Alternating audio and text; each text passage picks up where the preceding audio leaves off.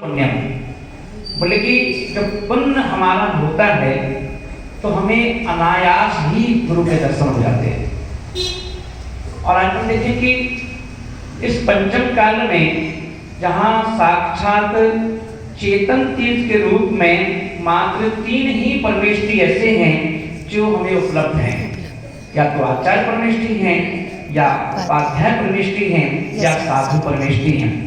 और ये 3 परमेष्ठी हैं, हम बड़े परम सौभाग्यशाली हैं कि जितने भी दुनिया के धर्म हैं उन सभी धर्मों में अब हम देखेंगे कि एक जैन धर्म ऐसा है जिसमें जो भगवान की प्रतिमूर्तियां हैं, भगवान का जो स्वरूप है, उसी स्वरूप को धारण किए हुए जो मुनिराज हैं उनके समागम हमें मिलता रहता है। और यही कारण है कि देखिए कि रामचंद्र जी का अभाव है, पर रामचंद्र जी के प्रतिनिधि के रूप में कोई नहीं है। कृष्ण जी का अपन देखें अभाव है, पर कृष्ण जी की प्रतिमूर्ति में कोई नहीं है। पर अपने देखें 24 तीर्थंकर भगवानों का अभाव है, पर सेम टू सेम उन्हीं की कॉपी हमारे गुरुराज मुनिराज के रूप में हमारे बीच में है। और यही कारण है, अभी हम लोग दिल्ली में जब चातुर्मास चल रहा था तो वहां पर पत्रकार वार्ता चल रही थी, तो उन्होंने कहा कि महाराज श्री जैन समाज जो है वो सूरज को नहीं मानती। हम लोग सारी दुनिया सूरज को जल देती है, सूरज को नमस्कार करती है, पर जैन समाज को कभी देखा गया तो सूरज को नमस्कार कर रही हो। तो मैंने कहा कौन कहता है सूरज को नमस्कार नहीं करते? मैंने कहा जितने सुंदर तरीके से जैन समाज सूरज को मानती है तुम लोग भी नहीं मानते। और कैसे मानती है? मैंने कहा हमारे यहाँ पर जब तक सूर्य का उदय ना हो हम लोग खाते भी देखेंगे। अरे तुम लोग तो खा भी लोगे सूर्य उदय के पहले, हम लोग तो खाते ही नहीं है। और यहाँ तक कि सूर्य उदय जब तक नहीं हो जाएगा हम भगवान का अभिषेक नहीं करते। और सूरज का इतना मान करते हैं, सूरज है तो भोजन करेंगे, और सूरज का अस्त हो गया तो हम लोग भोजन छोड़ देते हैं। अरे इतना उतर कहा सूरज ऊपर कहता है। तो हम देखें कि लोगों की जो धारणा है उस धारणा को चेंज करना है। कैसे करेंगे हम लोग? तो हम देखें कि हम लोगों के पास 3 गुरु ऐसे हैं, आचार्य उपाध्याय साधु। अगर ये संसार में ना हो तो एक कवि ने कहा है कि आग लगी संसार में धर धर जले अंगार, संत ना होते दुनिया में तो जल जाता संसार। ये संत साधु संत ही हैं जिनके होने से कम थोड़ी बहुत हमारी संस्कृति बची हुई है। और जैन समाज का एक जलवा है, हम देखेंगे चारों तरफ वो तो थोड़ी बहुत हीनता भावना है कि हम लोग थोड़े से भटके हुए हैं ना, नहीं तो आज हम लोग पूरे देश पे राज कर रहे होते। ऐसा नहीं है, हम लोग के अंदर काबिलियत है, हम लोग के अंदर योग्यता है, हम लोग योग हैं। पर अपन ने क्या किया, जितने योग व्यक्ति हैं हम लोग अपने स्वरूप को भूल करके हम लोग आपस की खींचतान में लगे।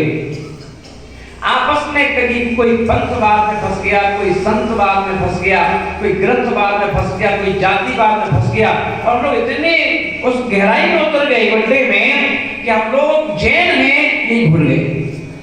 और ये भूल गए तो हम ही भूल जाएंगे। कहते हैं कि जब हम अपने आप को प्रेम करें तो दुनिया हमसे प्रेम करे, हम अपने आप की इज्जत करें तो दुनिया हमारी इज्जत करे। पर हम लोग अपनी इज्जत ही भूल गए, अपना मान सम्मान भूल गए। इसीलिए आज जैन समाज जो है मंदिर तक सीमित हो गए। हम लोग हैं भाई जैन कॉलोनी है, अपने मंदिर तक है, इसके आगे नहीं है ना। जो जहाँ जिस मोहल्ले में है वो वहीं की सीमित होकर रह गई ना। हम अपने इतने भी खुश हैं ना, इतने भी खुश हैं। और इसका फायदा चलो अपन को तो कोई दिक्कत नहीं, पर इसका फायदा किसने उठाया? अन्य जाति के लोगों ने। उन्होंने देखा कि इनको तो अपने अपने मंदिर से मतलब है, तो कभी गिरनार जी में कब्जा, कभी शिखर जी में कब्जा करने की कोशिश की गई, कभी अपन देखें अन्य क्षेत्रों पर अपन देखेंगे वहां पर भी मामले अटके हुए हैं। अपने इंदौर में गवर्नमेंट एरिया में अब देखो भारी लफड़ा पड़ा हुआ है।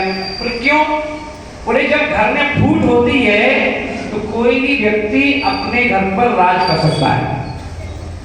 और घर में यदि एकता है, रावण के कितना बड़ा परिवार था, 1 लाख पुरुष 1.25 लाख नाती, पर एक भाई जाकर के रामचंद्र जी खेमे में जाके मिल गया, पूरा का पूरा कुनबा मारा गया, पूरा का पूरा कुनबा। और इसलिए कहना पड़ा कि 1 लाख पुरुष 1.25 लाख नाती जिसके घर में दिया लगाती, मतलब कोई दिया बत्ती करने वाला नहीं बचा।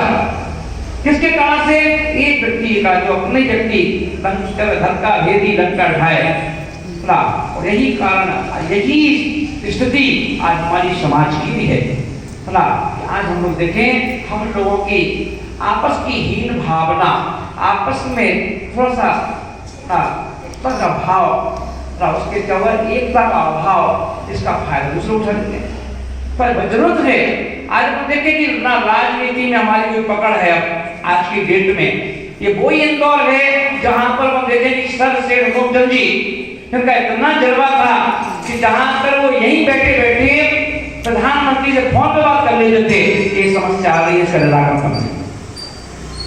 आज आप देखें, आज हमारे पास, हम अपने अपने मंदिर के तो हुकुमचंद जी हैं, पर हमारा हुक्म कोई नहीं मानता।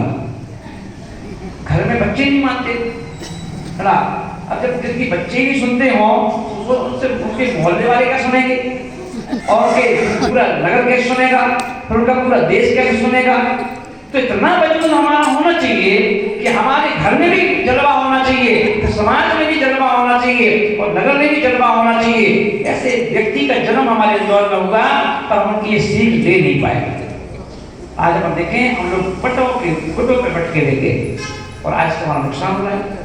और नुकसान ऐसा नहीं हो रहा है, कई बार हम लोग सोचते हैं नुकसान हो रहा है तो क्षेत्र का हो रहा है, तीर्थ का हो रहा है। नुकसान तो अपने घर घर में हो रहा है। आज आप देख लो, आपके जो बहू बेटे हैं ना, बहू बेटे की स्थिति क्या है।